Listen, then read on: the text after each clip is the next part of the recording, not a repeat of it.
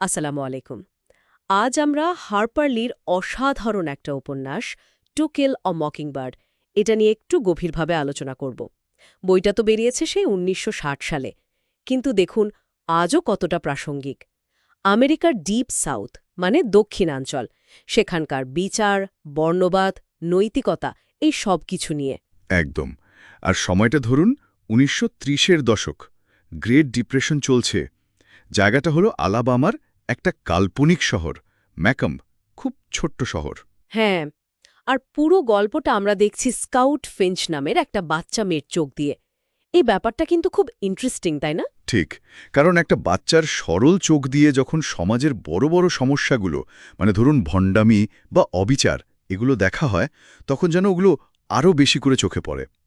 আর গল্পের একেবারে কেন্দ্রে আছেন স্কাউটের বাবা, অ্যাটিকাস ফিঞ্চ, একজন অসম্ভব নীতিবান আইনজীবী। হ্যাঁ।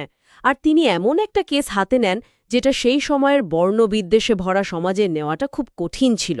আহ, টম রবিনসন, একজন কালো মানুষ। তার বিরুদ্ধে অভিযোগ ছিল এক সাদা মহিলাকে ধর্ষণের, যেটা আসলে মিথ্যে অভিযোগ ছিল। আর এই কেসটা নেওয়ার পর থেকেই যেন পুরো শহরের ভেতরের যত নোংরামি, যত কুসংস্কার সব বেরিয়ে আসতে শুরু করে। ঠিক তাই, এখানেই তো উপন্যাসের মূল টানাপোড়নটা। অ্যাটিকাস শুধু আইনের দিকটা দেখছিলেন না, আসলে উনি বিবেকের হয়ে লড়ছিলেন, সত্যের হয়ে দাঁড়াচ্ছিলেন। আর এই সূত্র ধরেই কিন্তু মকিংবার্ড ব্যাপারটা আসে। হ্যাঁ, এই মকিংবার্ড বা নিরীহ গায়ক পাখির ব্যাপারটা কি একটু বুঝিয়ে বলবেন? মকিংবার্ডরা তো খুব সুন্দর গান গায়, ওরা কারো কোনো ক্ষতি করে না। তো উপন্যাসে এই মকিংবার্ড প্রতীকটা ব্যবহার করা হয়েছে সেই সব মানুষদের বোঝাতে যারা নিরীহ, নির্দোষ, যাদের আঘাত করাটা বা যাদের প্রতি অন্যায় করাটা আসলে পাপ। খুব সুন্দর ব্যাখ্যা। আচ্ছা, গল্পে তো দুটো দিক আছে, তাই না? একদিকে বাচ্চাদের জগৎ। হ্যাঁ, স্কাউট, ওর দাদা জ্যাম আর ওদের বন্ধু ডেল, ওদের ছোটবেলার অ্যাডভেঞ্চার, খেলাধুলা। আর ওই যে রহস্যময় প্রতিবেশী বু র্যাডলি। হ্যাঁ, তাকে নিয়ে ওদের ভয়, আবার কৌতূহলও। একদম ওই গ্রীষ্মের দুপুরগুলো, ওদের ছেলেমানুষী জগৎ, এই একটা দিক। আর তার ঠিক পাশেই আছে অন্য জগৎটা, টমের বিচার, সমাজের বাড়তে থাকা ঘৃণা, অবিচার, এই অন্ধকার দিকটা।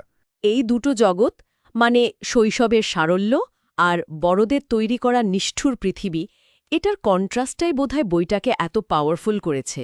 নিঃসন্দেহে। কিন্তু শেষ পর্যন্ত বিচারে কি হলো? সব প্রমাণ তো টমের পক্ষেই ছিল। হ্যাঁ, প্রমাণ সবই টমের পক্ষে ছিল, কিন্তু জুরি ছিল অনটায়ারলি সাদা চামড়ার, আর সময়টা ছিল ভয়ঙ্কর বর্ণবিদ্বেষের। তো তারা টমকে দোষী সাব্যস্ত করল। আর তারপর? পরিণতি আরও খারাপ। বলা হলো জেল থেকে পালানোর চেষ্টা করার সময় তাকে গুলি করে মারা হয়েছে। এই ঘটনাটা অ্যাটিকাস আর তার ছেলেমেয়ের ওপর সাংঘাতিক প্রভাব ফেলে। অ্যাটিকাস চরিত্রটা নিয়ে তো অনেক কথা হয়, মানে উনি যে নৈতিকতার প্রতীক তা নিয়ে সন্দেহ নেই, কিন্তু হ্যাঁ, কেউ কেউ প্রশ্ন তোলেন যে উনি কি সিস্টেমের বিরুদ্ধে যথেষ্ট লড়েছেন, নাকি শুধু নিজের গণ্ডির মধ্যে ভালো থাকার চেষ্টা করেছেন। তবে উপন্যাসের মধ্যে দাঁড়িয়ে দেখলে ওনার ওই শান্ত কিন্তু দৃঢ় অবস্থান, ওই নৈতিক জোরটা অসাধারণ।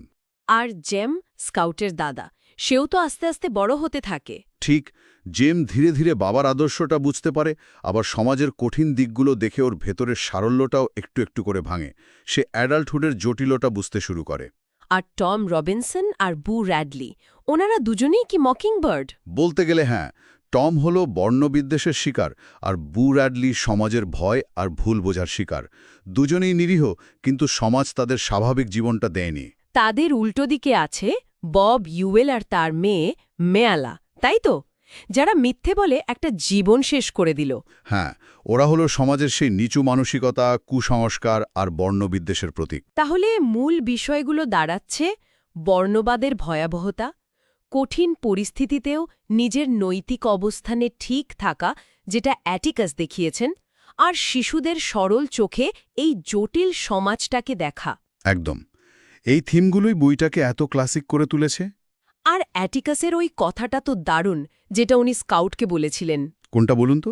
ওই যে, you never really understand a person until you consider things from his point of view, until you climb into a skin and walk around in ইট।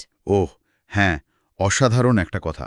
মানে যতক্ষণ না তুমি অন্যের জায়গায় নিজেকে বসিয়ে দেখছ, তার চামড়ায় ঢুকে তার মতো করে হাঁটছ, ততক্ষণ তুমি তাকে বুঝতেই পারবে না। এটা তো শুধু সহানুভূতির কথা নয়, তাই না?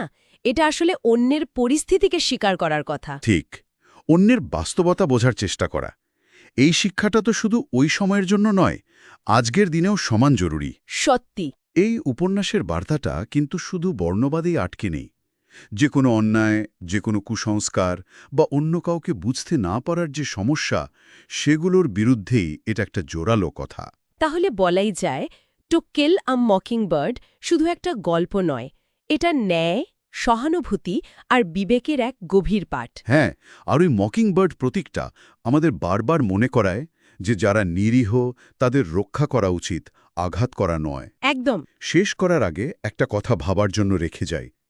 আজকের এই পৃথিবীতে যেখানে বিভেদ, ভুল বোঝাবুঝি নানা চেহারায় বারবার ফিরে আসছে, সেখানে অ্যাটিকাস ফিঞ্চের মতো স্থির থাকা, স্কাউটের মতো প্রশ্ন করতে শেখা, আর সবচেয়ে বড় কথা, অন্যের চামড়ায় ঢুকে তার পৃথিবীটা বোঝার যে চেষ্টা, এই শিক্ষাগুলো আমরা আমাদের জীবনে কিভাবে কাজে লাগাতে পারি? মানে আমাদের নিজেদের চারপাশেই তো এমন মকিংবার্ড আছে, তাই না?